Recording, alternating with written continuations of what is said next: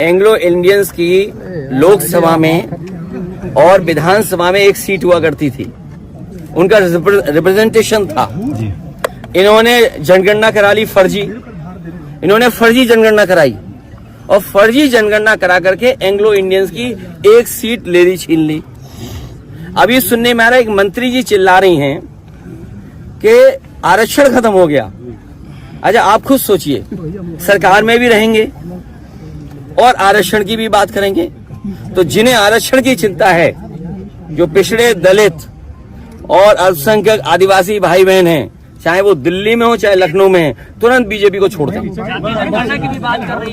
तुरंत छोड़ दें। और ये भाई जाति जनगणना एक स्टूल किट नेता हैं, वो बहुत किट कर रहे हैं, किट।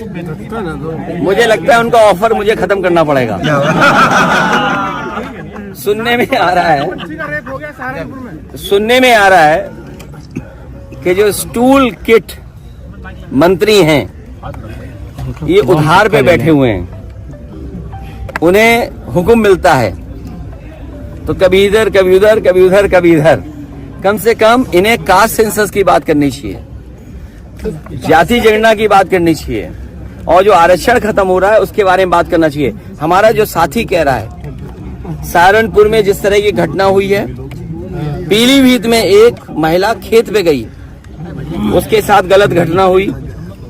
आज सुनने में आ रहा है अयोध्या में भी घटना हुई, और कन्नौज की मैं बता दूं, एक दलित समाज की बेटी, उसके साथ जो घटना हुई, और पुलिस और बीजेपी के लोगों ने मिलकर के एक झूठी कहानी बनाई, उसे पेड़ पे लटका करके बताया कि पेड़ पर वो अपनी आत्महत्या की, और उसका पोस्टमार्टम नहीं हुआ।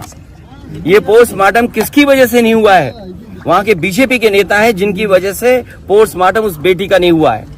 हम तो आपके तरफ से मांग करेंगे कि जिस बेटी को पेड़ पे लटकाया गया था कन्नौज की, जिसका पोस्टमार्टम नहीं हुआ, उसका दोबारा पोस्टमार्टम कर करके, और जो उसके बीजेपी के कार्यकर्ता नेता शामिल थे, उन पर भी इसी तरह बुलडोजर चलाया जाए।